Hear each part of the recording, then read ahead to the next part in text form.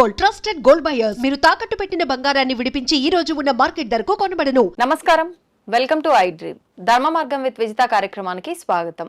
ప్రస్తుతం మనతో పాటు ఉన్నారు ప్రవీణ్ కుమార్ శర్మ గారు. ఇప్పుడు వారితో మాట్లాడి మరిన్ని మంచి మంచి విషయాలు తెలుసుకునే ప్రయత్నం చేద్దాం. నమస్కారం అండి. నమస్కారం అమ్మ, ఎలా ఉన్నారు? బాగున్నాను, మీరు ఎలా ఉన్నారు? తల్లి. సాధారణంగా అంటే ప్రతి ఒక్కరికి మానవులకు కావాల్సింది డబ్బు. డబ్బు ఒక్కటే శాశ్వతం కాదు, డబ్బే జీవితం కాదు అని పెద్ద పెద్ద మాటలు మాట్లాడుతూ ఉంటారు. కానీ డబ్బు లేనిది అసలు ఫస్ట్ సమాజంలో మన కనీస అవసరాలు తీరకపోవడం పక్కన పెడితే వాల్యూ అనేది కూడా ఉండదు. ఇవన్నీ కరెక్ట్గా ఉండాలి అని అంటే ఖచ్చితంగా లక్ష్మీదేవి అనుగ్రహం మనందరిపైన ఉండాల్సిందే.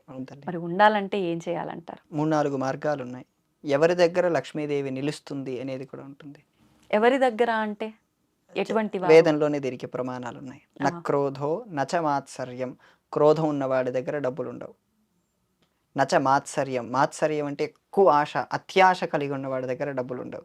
వాడి కోరికలు ఉంటాయి కానీ తీర్చుకునేంత ఉండదు. ఎందుకంటే వాడి దగ్గర అప్పుడే ధర్మం కోల్పోతాడు.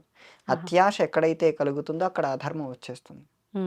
ఎందుకంటే అక్కడ భగవద్గీతలో మళ్ళీ దీనికి లింక్ చేసి చెప్తాను. క్రోధాత్ భవంతి భూతాని, మళ్ళీ క్రోధం వచ్చేసి మనలో రకరకాలైన కామము, క్రోధము, మత్స్యము, మాత్సర్యం ఇలా అన్ని పుట్టించేసి ఒక రకమైన అహంకారం అనొచ్చేమో ఇప్పుడు మనం మాట్లాడుకునే భాషలో చెప్పాలంటే. అహంకారం ఒకటే కాదు, అహంకారం అనేది ఒక స్థాయి, ఇంకా దానికి మించిన పై స్థాయి వస్తాయి.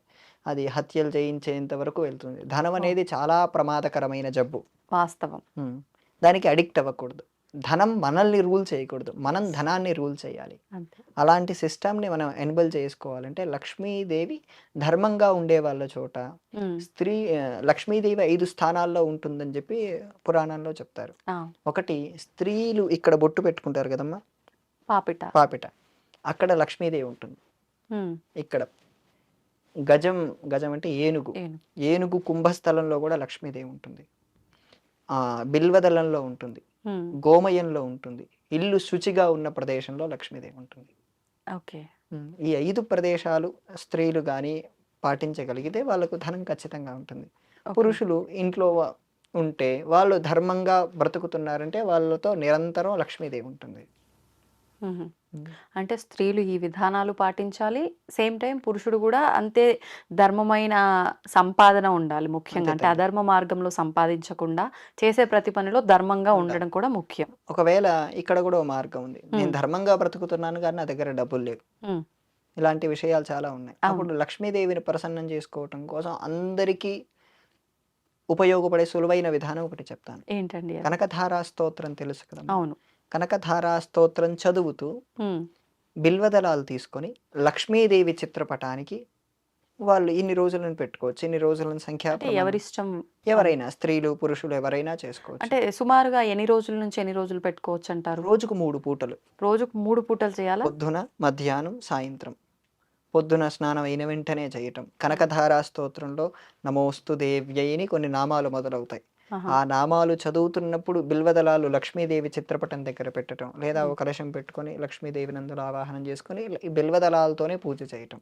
మరి అంటే 3 సార్లు అంటే ఇంట్లో ఉన్న వాళ్ళకైతే ఓకే, కానీ బయటికి వచ్చే వాళ్ళకి, ఉద్యోగస్తులకి, వీళ్ళకి సాధ్యం పడదు కదా, అప్పుడు ఏం చేయమంటారు? వాళ్ళు అందుకేనా ఇప్పుడు ఇక్కడ అయ్యప్ప దీక్ష తీసుకుంటారు, వాళ్ళకు ఆహారం సాధ్యపడదు బయటికి తినటం కోసం, బయట తినేది. కానీ వాళ్ళు ఇంట్లో చేసుకొని నైవేద్యం పెట్టుకొని చాలా రకాల ఏర్పాట్లు చేసుకున్నారు కదా, దీనికి కూడా చేసుకోవచ్చు. ఓకే. ఇప్పుడు మీరు చెప్పినట్టుగా ప్రత్యేకించి ఈ విధానాన్ని ఆచరించాలి అంటే ఒకటే రోజు చేసుకోవాలి. అంటే ఎవరైనా ఉద్యోగస్తులే ఉన్నారనుకోండి, నేను ఇలా రోజులకు రోజులు ఇంట్లో ఉండి చేసుకోవాలంటే మళ్ళీ అటు ఉద్యోగానికి కూడా ఇబ్బంది అవుతుంది. ఒక్కరోజే చేసుకుంటా, లేదు అంటే ఒక వారంగా డివైడ్ చేసి, ఇప్పుడు అమ్మవారు లక్ష్మీదేవి అంటే ఎక్కువగా గురువారాలు, శుక్రవారాలు అనుకుంటాం. వారం, ఈ శుక్రవారం చేసుకున్నాం, మరొక శుక్రవారం, ఇలా వారాల్లాగా కూడా పెట్టుకోవచ్చు తల్లి. ఇప్పుడు ఉదాహరణకు కొంతమందికి శని ఆదివారాలు సెలవు, ఒక్క శుక్రవారం ఒకటి వాళ్ళు మధ్యాహ్నం పూట మేనేజ్ చేసుకోగలిగితే పొద్దున సాయంత్రం ఎలాగో వాళ్ళు రాత్రి వచ్చాకైనా చేసుకోవచ్చు, ఆఫీస్కి వెళ్ళి వచ్చాకైనా. పొద్దున్నే పూజ చేసుకోవటం, మళ్ళీ మధ్యాహ్నం భోజనానికంటే ముందు ఏవైనా అశుచి వస్తువులు ముట్టుకుంటే స్నానం చేయటం, స్నానం చేసి మళ్ళీ చేయటం. అవే ముట్టుకోలేదంటే కాళ్ళు చేతులు కడుక్కొని మళ్ళీ ఇది చేయటానికి కరెక్ట్గా 12-13 నిమిషాలు పట్టుతుంది. ఇప్పుడు ఒకవేళ మీరన్నట్టుగా 3 సార్లు చేయాలన్నారు కాబట్టి అమ్మవారి పట్టం ముందరే ఇంట్లో కూర్చొని చేయడానికి వీలవ్వకపోతే మార్నింగ్ ఆ పూజ మీరు చెప్పినట్టుగా చేసుకొని ఆఫీస్కి వచ్చిన తర్వాత మామూలుగా స్తోత్రం చదువుకుంటే సరిపోతుందా? అప్పుడు ఎటువంటి ప్రదేశాలు ముట్టుకోకుండా నిలబడి చదువుకోవడం చాలా ఉత్తమం. తూర్పు వైపుకు నిలబడి ఉమ్, వాళ్ళు ఎవరు లేనప్పుడు చదువుకోవడం చాలా బాగుంటుంది. ఉమ్. అప్పుడు రెండో పూట కూడా ఈ బిల్వదళాలు తీసుకొని అమ్మవారికి అర్చన చేయటం అనేది కూడా బాగుంటుంది తల్లి. సాధారణంగా అంటే విష్ణుమూర్తికి తులసి దళాలు, శివుడికి బిల్వాలు అంటుంటారు. మరి లక్ష్మీ అమ్మవారికి నేను పువ్వులు రివర్స్ అలా చెప్తారు కదా, బిల్వాలు నేను ఏంటండి? రివర్స్ చెప్పానంటున్నారా? రివర్స్ అనట్లేదు, నేను మొదటిసారి వింటున్నా. అంటే ఎందుకు అలా అని? బిల్వ చెట్టు పుట్టిందే వైకుంఠంలో.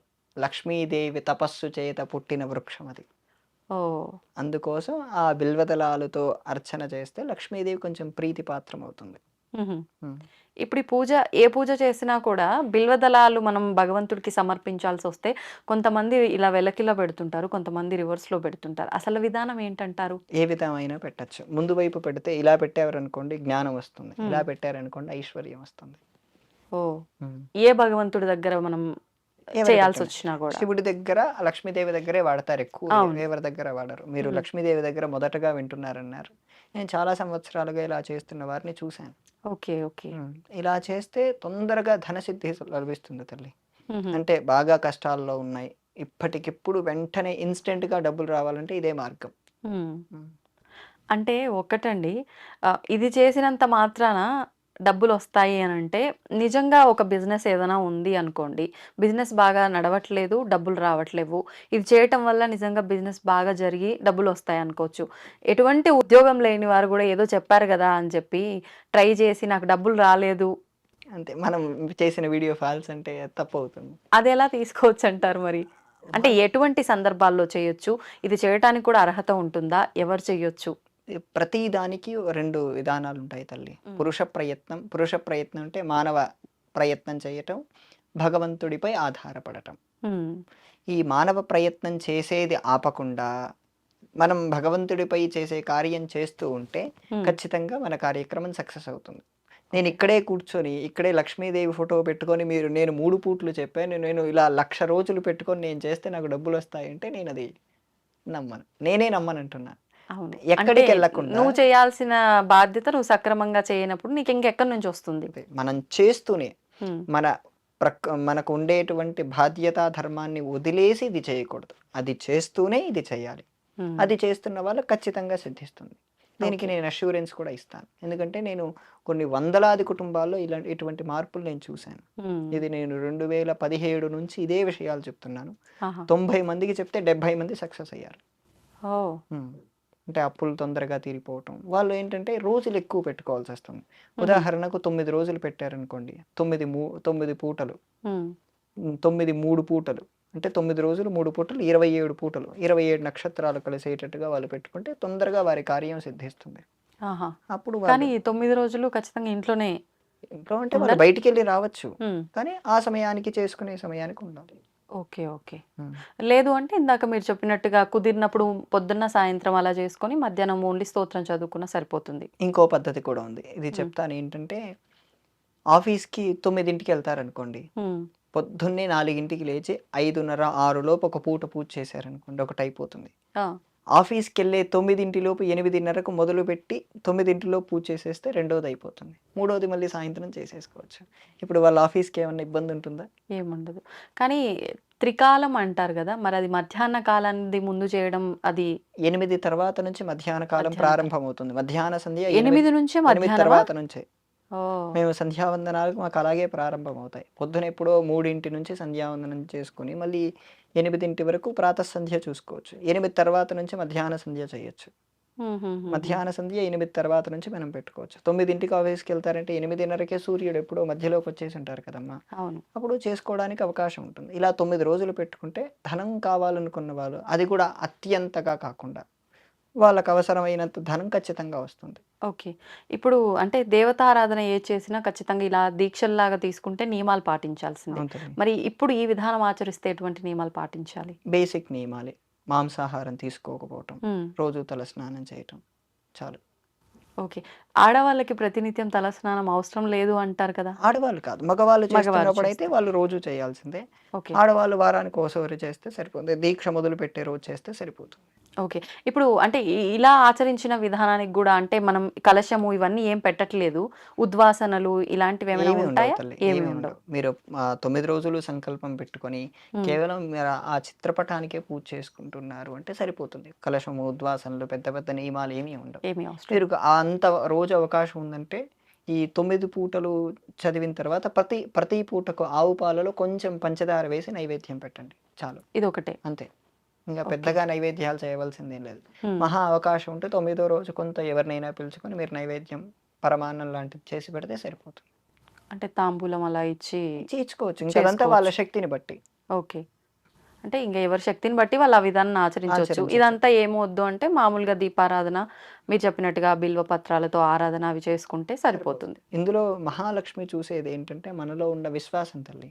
హ్మ్. మనం ఎంత విశ్వాసం చూపిస్తున్నాం, మిగతా వాళ్ళందరికంటే లక్ష్మీదేవి ఇక్కడ డబ్బులిస్తుంది. అవును. అనుగ్రహం ఇస్తుంది. అనుగ్రహం ఇస్తుందంటే మన గురించి మనం ఎంత శ్రద్ధ చూపిస్తున్నాం, ఎంత విశ్వాసం చూపిస్తున్నాం అనేది చాలా ప్రధానంగా చూస్తుంది. హ్మ్. మనం ఆ విశ్వాసము, శ్రద్ధ 2 ఖచ్చితంగా పెట్టుకొని చేయగలిగితే ఖచ్చితంగా సక్సెస్ అవుతారు. ఓకే. నమస్కారం ధన్యవాదాలండి. తల్లి.